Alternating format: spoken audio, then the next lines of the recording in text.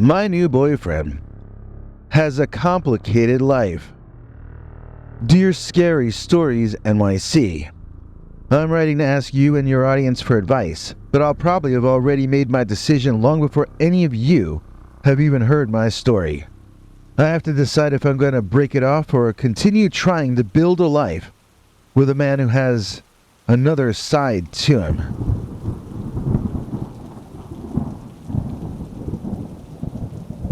It's not something he's keeping secret, at least not anymore. If I am to continue seeing him, I'm gonna have to share his secret with him and help him keep it from the world.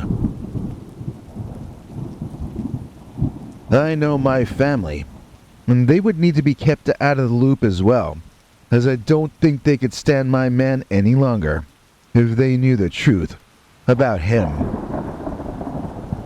But I can't see it in such sharp terms. This is a good man, and he's been wonderful to be around before this. It's just that he spends part of each month hiding away from the world, as he has a painful condition that literally changes his body into some other kind of thing. Not just a mutated form either, but a coherent and symmetrical one. One that has its own beauty, even if I can't help but see that side of him as something monstrous. The two of us are office workers. We each live in apartments in a big city. I'm not telling you some romantic fable from long ago. This is happening right now in a large-ish Michigan city. I better not say more than that. We're two modern clerical workers, and yet what I'm about to tell you might sound like they brought back a new season of that old Beauty and the Beast TV show. I'm not sure if it will have a happy ending though. In fact, that's sort of why I'm writing to you. In order to collect my thoughts and make a decision about whether this should continue or not.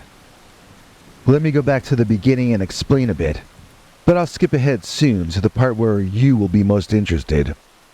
I hate to use this word because it sounds so out there, but Jack calls himself a werewolf.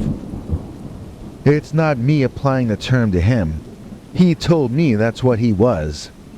Not at first, of course. That's not the kind of thing you blurt out to random co-workers at your job. And that's what we were for a long time to each other. Just random co-workers who occasionally had to help each other perform tasks around the office. But one day, we were in a room together alone, sorting papers into reports, and then binding them for some big presentation or something. And Jack started telling me about nature and the woods, and how life there is different from the city. He had this look on his face like a wild man, even though we were both at work and looking neat and meek and everything. I looked at him for a while, and then I asked him if he wanted to go see a nature movie with me. He asked me where there was a nature movie playing, and I had no idea. He said he could take me to the park on lunch, and that was really when we became an item. We skipped right over friendship. We went from barely knowing each other for like 6 or 7 months to suddenly being super hot for each other, as though we'd just met for the first time. Jack was honest from the start about being serious about me. He was looking for something long-term and stable, and I was open to auditioning him at the very least. We dated and we really hit it off, but even after months of dating, we were both still kind of formal with each other. I didn't mind, it made it more fun, but I also was ready to learn more about what he was like when he wasn't being so polite and deferential toward me. I hadn't yet even seen him get angry, and the one time I heard him curse, he immediately apologized. I mean, we were a very close couple in some senses, but almost alien in many others. And I didn't like how he would disappear and be unavailable for days on end each month. I didn't notice that these were always nights around the full moon, as I am a city girl, and I can barely see the moon at night over the light pollution. We don't really see many stars at night here either, but Jack always knows what phase the moon is in. He schedules his life around it.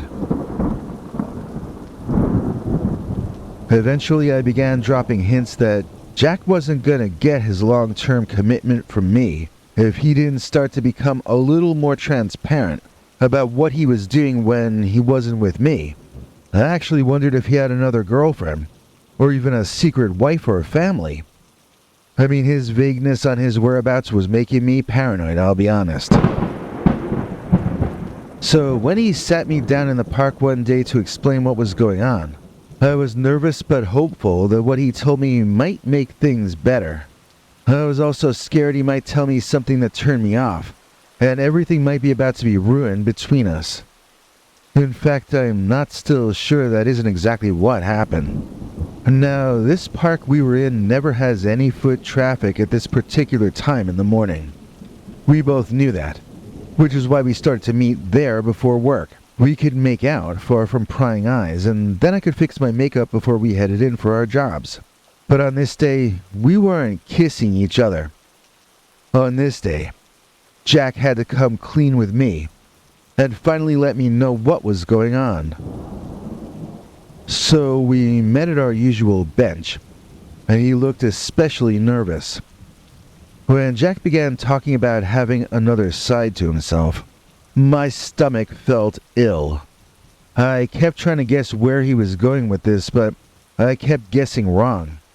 When he told me he'd be right back and I would understand then, I was really frightened about what he might drag back with him, or what I might have to learn about him next.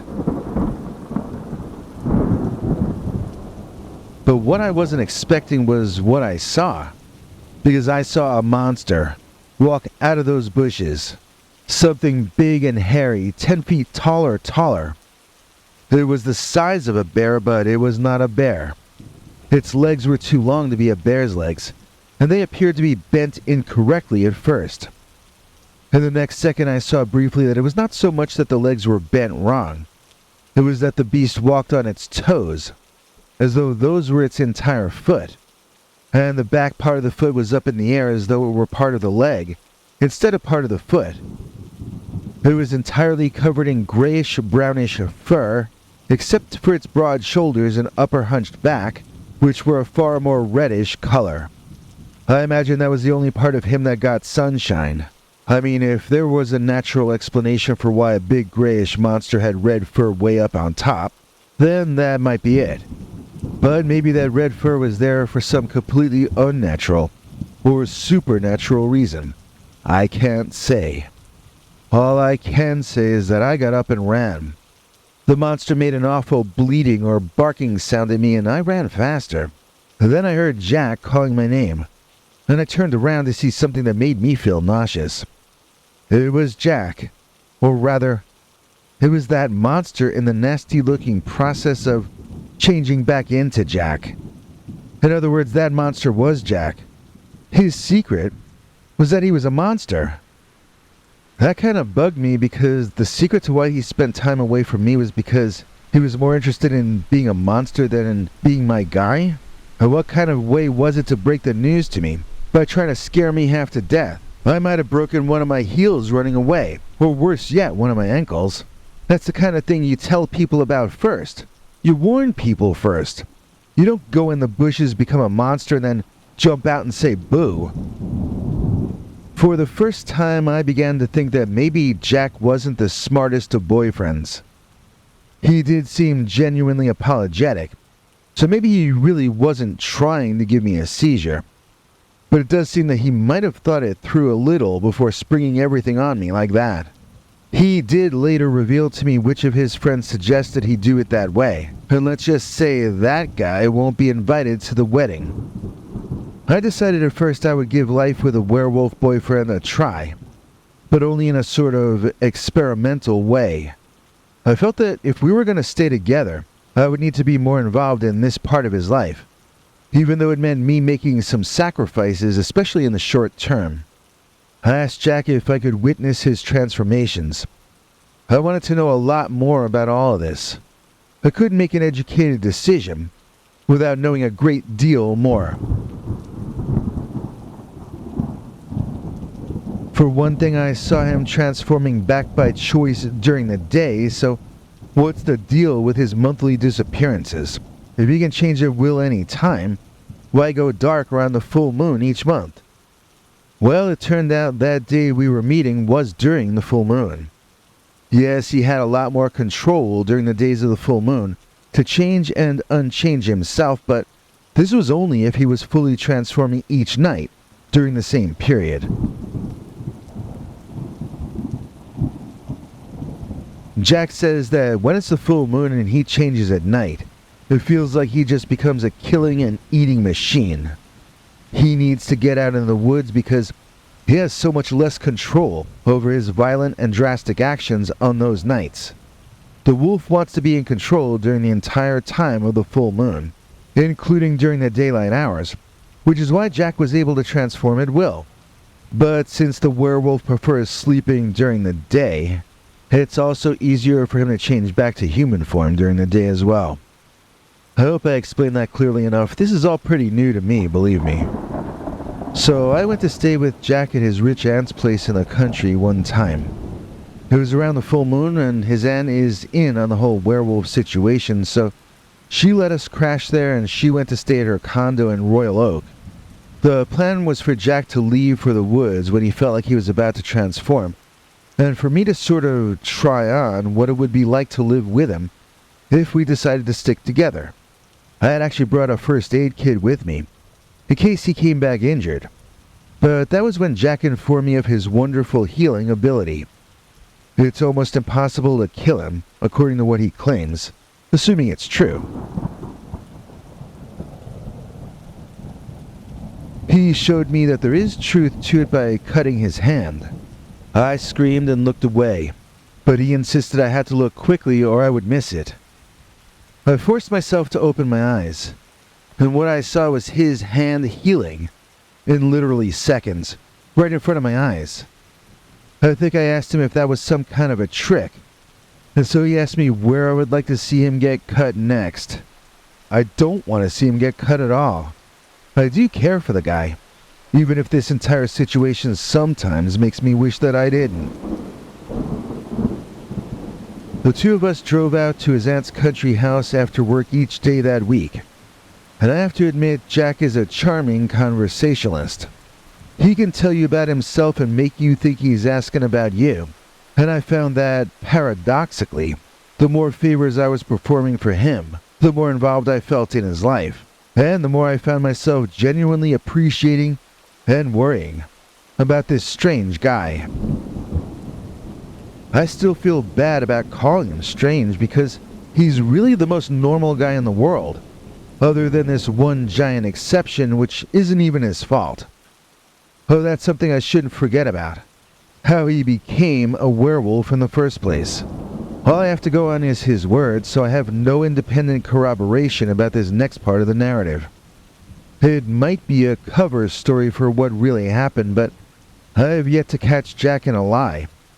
It wouldn't be fair of me to accuse him of misleading me, but I have to remain open-minded to the possibility that I might be involved in some kind of long-term con or something. But in either case, the supposed story of how Jack became a werewolf involves a certain woman who used to be my boss at that company, but who moved on to some other job in another state shortly before Jack and I became an item. He tells me she's the reason that he's a werewolf, and the short version of the story goes like this. This woman, let's call her Chloe, began aggressively pursuing Jack and using him as her little toy to have a fling with behind her husband's back. She was into some weird things, and Jack found himself wearing odd outfits and chanting things he didn't understand sometimes, before the two of them would engage in private relations. He said she seemed to think she was a witch, but he just thought she had a witch fetish. The thing is, it was after he had been seeing her for a while that he first became a werewolf. He knew it had something to do with her and those ceremonies she made him perform in. That had to be the reason why he was having these nightmarish things happen to him. It was after he had been seeing her for a while that he first became the werewolf. He knew it had something to do with her and those ceremonies she made him perform in. That was why he was having those nightmarish things happen to him. After he privately confronted her, she went power mad and began making his life miserable at work. I can attest to that part being true. She made all our lives hell. Fortunately for Jack, our Chloe pissed off someone with connections, and she found herself accepting a different position at another company, far away. I knew the end part of that story already, but I didn't know that Jack had been having an affair with our boss. And I certainly didn't know she was into sorcery or whatever this was that could change a man into a werewolf. Again, I know he is a shapeshifter because I have seen it. I know Chloe became spiteful and hard to work with toward the end of her time at the company.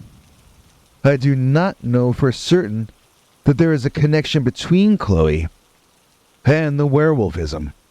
I only have Jack's word for that part. And that's a big puzzle piece to have missing, I think you have to admit. Jack has been trying to fill that hole up, but I still can't say that I know for certain how he became the way he is, or even what exactly it is that he becomes. I mean, he calls it a werewolf, and it does have a face and legs that resemble a canine. He becomes so much larger than he is as a human, though, and I don't remember that part from any werewolf movies. I haven't watched one since I was a kid, though, so maybe I just missed the good ones. Watching him go from human to Dogman, though, is really a mind-blowing experience. How can he become 1.5 times taller? He probably goes up to twice his body mass, too, although I'm just wild guessing that number. Where does all that mass come from? Actually, Jack does have a theory about it. Or really, he half remembers an explanation that Chloe once gave him about it. She was saying something about morphic resonance.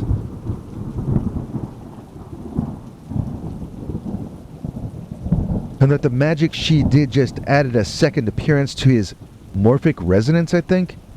The way Jack explained it is it's like you're in a video game, and you have one skin where you're an office worker, and another skin where you're a monster twice as big as the office worker. I mean, I guess that sort of makes sense, maybe? Or at least it kind of explains the result, if not explaining how this can possibly happen. So I was feeling more and more certain that I wanted to marry Jack. But then I saw this thing online that said you can sometimes care more about the people you do things for than the people who do things for you. Now, my mother raised me to be a materialist until I'm married with kids. Then after the kids fly the coop, I could be a philanthropist or an activist or anything I want to at that point. So when I realized I was loving Jack because I did him so many favors, I realized that was not being a materialist. I was thinking with my heart and not with my head, which my mom warned me about.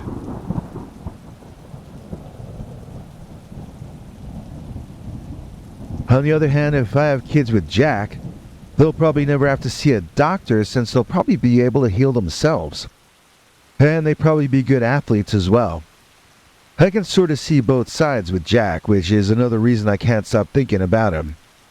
Well, if anyone listening to this has any suggestions or advice, I will be reading the comments section. And that's true whether I've already decided to break it off with him or whatever else. This is something I would like to be much better informed about. Thank you for considering this for an episode of your show, and I wish you and your program good luck.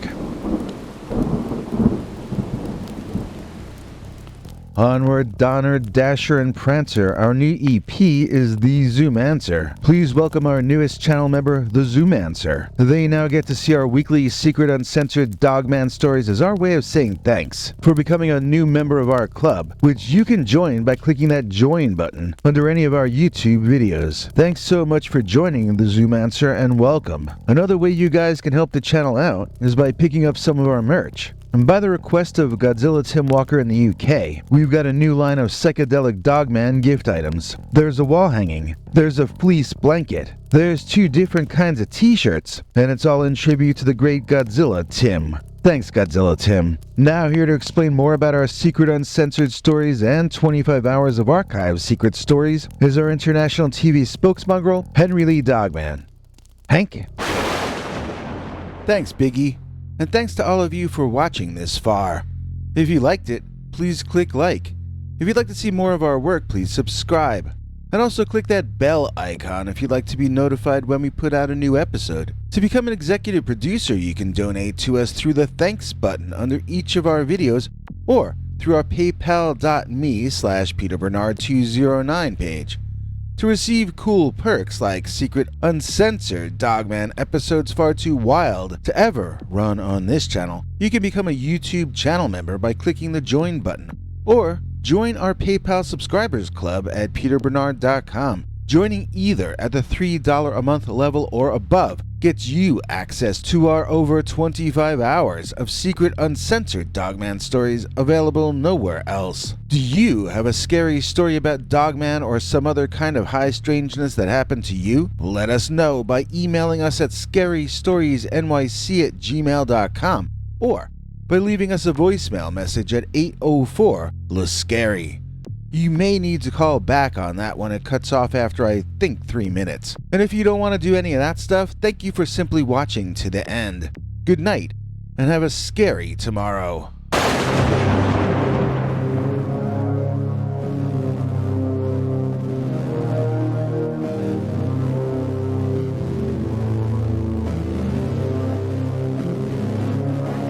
Come back for more scary stories.